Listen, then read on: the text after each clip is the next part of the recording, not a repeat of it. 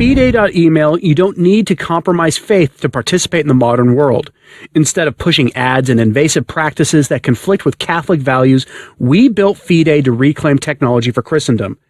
When you use Fide.email, you declare your commitment to technology that defends Christian tradition. Join Fide.email today and use technology to advance Christendom. There's a story making the rounds right now of the Catholic Church's first female bishop. There are no female bishops in the Catholic Church. There are agitators who are seeking to pull a revolution in the church, but there are no bishopettes, bishopesses. They don't exist. They no more exist than you could say that a modern American can be an ancient Greek. It doesn't work. It doesn't make sense. It's nonsensical. We know the limits to the sacraments of holy orders. The limits meaning only who may receive them. The guidelines for it are pretty straightforward. After all, who did Jesus ordain? Who did Jesus consecrate to be bishops? He chose men. Did it for his own reasons. We can deduce logically that if he had named any lady bishops, his mother probably would have been the first among them. But he didn't. So what happened? Well, the church carried on the tradition that Jesus set down, held to it steadfast. But about 50, 60 years ago, that wasn't good enough for many Protestant-minded would-be Catholics anymore, so what did they do? Many of them either joined schismatic groups that had valid holy orders, but were also very progressively minded, to use their kind of secularized terminology. And they would go and start ordaining women and anybody else who really wanted it, and thus pretty much nullifying their valid holy orders. And we have a story like this for you today, because this is making the rounds. Ooh, how progressive. The Catholic Church is finally getting with the times. So we go to CathCon, a blog I've been using a lot lately, with this headline: Theologian from Austria. I am the first female Catholic bishop, or the clear and present danger of synod-powered ecumenism. As you'll see here, her name is Maria Kubin, and she is an old Catholic. There are a number of groups out there with, among the men anyway, valid holy orders, who broke off after Vatican I. Many of them either because they objected to the definition of papal infallibility in its entirety, or some who were like, hey, we don't know if we can go along with this because this definition is really kind of complicated. Can you clarify on this? And Rome never did. There are various levels of schismatic group here in this, and the old Catholics are probably one of the most notorious schismatic groups. But every member of the Women's Ordination Conference is looking to them now as the example. If you're not familiar with the Women's Ordination Conference, they are a schismatic group, to put it mildly. They embrace heresy, including that St. Paul got it wrong about the role of women in the church. Pretty amazing to say that St. Paul got it wrong. We only see two groups in the church doing that. One being James Martin, on that one sin that James Martin has such an unhealthy interest in for a priest, and the other among the Women's Ordination Conference. Both saying St. Paul got it wrong, both denying the inerrant nature of sacred scripture, thus being formal heretics, thus no longer being Catholic. This is generally how it goes. Here are the details from this article. Quote, it's an interview, by the way. Maria Kubin is a bishop of the Old Catholic Church of Austria. The trained psychotherapist, of course, grew up in a traditional Roman Catholic family and then converted to the Old Catholic Church. In an interview with Katholisch.de, she talks about how this came about. In her Catholic parish, Maria Kubin previously worked as a lector, communion minister, and cantor, and assisted in sacramental preparation, held meditation courses, and retreats. But then the psychotherapist switched to the Old Catholic Church in Austria. In 2023, she was elected as the new bishop by the Synod and consecrated in Vienna. Kubin is thus the first woman to be elected and consecrated to the office of bishop in the Old Catholic Churches of the Union of Utrecht. She wears a pectoral cross, mitre, and collar.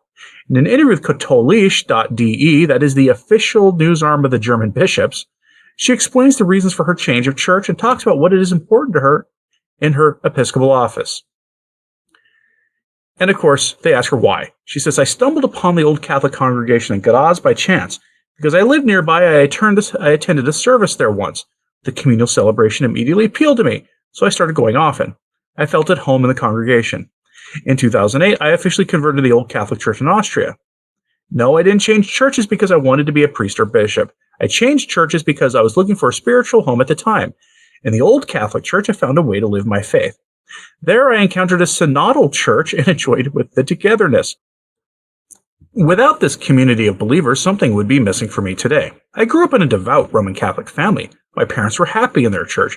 But at some point, it no longer worked for me because I no longer found what would have made me happy there. I was bothered by the hierarchy, the women's issue, and other issues. For example, I'm married for the second time. The old Catholic Church is much more merciful to people whose marriages have failed. All of that appealed to me.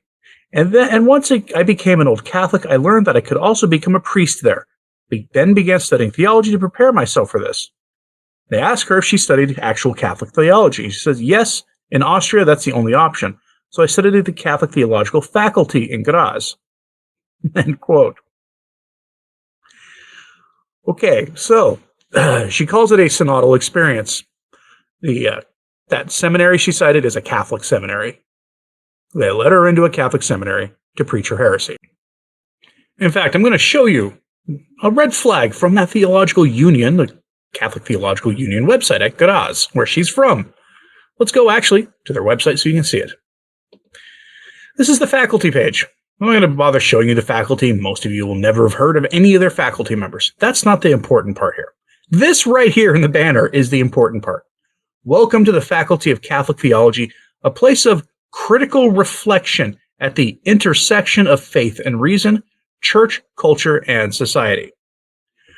When you see things like critical reflection and intersection of faith and reason, you are seeing an out and proud modernist seminary. Critical studies of any kind are a deconstructionist approach to studying anything. Critical history, a good example.